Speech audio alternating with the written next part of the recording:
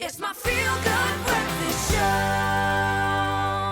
Welcome back as we continue our parenting chats of sorts. We are talking about tech, about parenting, some great apps, some great gadgets, and now let's talk about how we actually play in the tech space. I think many parents have decided not to share any images of their children online for safety and privacy reasons. I get that. Sometimes this can be, I think, difficult as a family and other family members and friends, especially after what we've been through over the last couple of years. They want to be a part of that journey and they want to watch your new baby grow, as well as all of the other precious moments. They want to be a part of that. And of course, there are so many of those milestones. Well, Amber now joins us again to talk about a few ways that parents can still share all of these magical moments, but ensure that they have control over who's seeing it. This is such a weird thing for us, is because we have one foot in kind of a very public space and one in a very private space. I was like, I will never ever post a picture of my child ever until they are 21 years old. Then suddenly you take a photo of your baby looking so amazing and so gorgeous, and you're just so proud, and it makes you so happy. You want to share it with the world. You want to share it with your family especially. But why do we have to be careful? What are the dangers here? Let's get real for a sec. So the new phenomenon, we actually have a term for it. It's called sharenting. Sharenting. Sounds so irritating, even when you say it. Oh. So there is a potential for identity theft later on for sharing your child, where they were born and all the pictures of them. But then there's also things like kidnapping. That's quite a serious...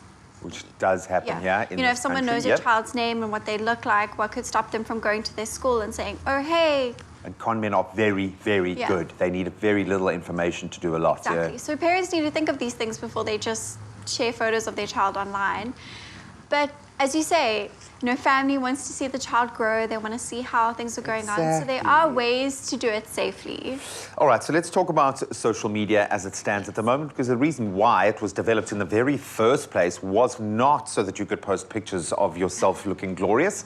It was ultimately to share and connect to your network. So how do we use social media safely? Yeah, so we don't have to reinvent the wheel here. You can either take your existing accounts and kind of clean up your friends list a little bit, or what I think is easiest is creating an account for your child and then only inviting family members and close friends and setting your privacy settings on the highest they can. And then also talking to those family members and just saying, hey, don't repost images, don't download them and post them somewhere else, just so they know it's just for them, because that could happen. Yeah, no, very much so. And aunties and grannies are incredibly proud. And I suppose I really understand this, because half of our family has no desire to be out there in the public life, but they are now connected to, you know, one family member who is. So I've got algorithms that are constantly pushing strangers towards their platform. So I've got to just be like, don't just accept a friend request, you know, out of the blue.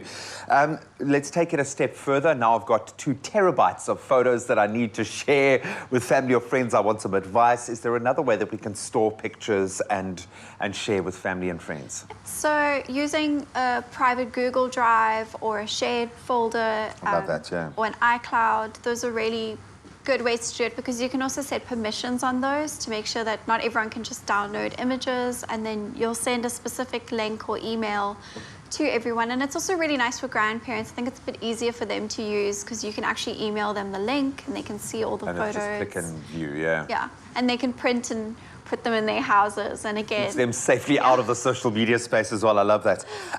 Tiny Beans. Yes. Sounds really gorgeous as well. How does it work? So this is a social media app, but it's got different permission settings to other social media. So you actually own the rights to the images, which is very unlike other social media sites. So if you post a picture of your child online there, you know that you own that image and it's safe and they can't use it for anything else. And again, you can only invite family members and create a little private network again. Love that, and keep it curated. Mamatu, how does Mamatu operate? So this is basically like a messaging service similar to WhatsApp, but it keeps the images there and then in a timeline as well.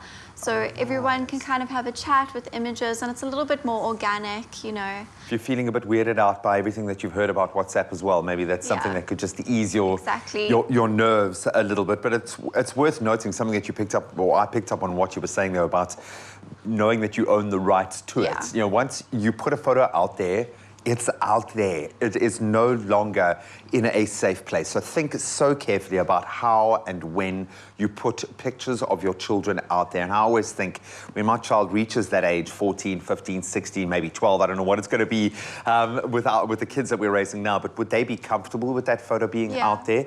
How are they going to feel about it when they're making choices about their own digital well-being? I think that's something worth thinking about. It's a crazy world out there, but there are some great tech, some great gadgets, some great apps to help us through it. I just hope there's an app that can save you right now, that allows you to A sleep. sleeping app. A sleeping app that just puts you straight to sleep.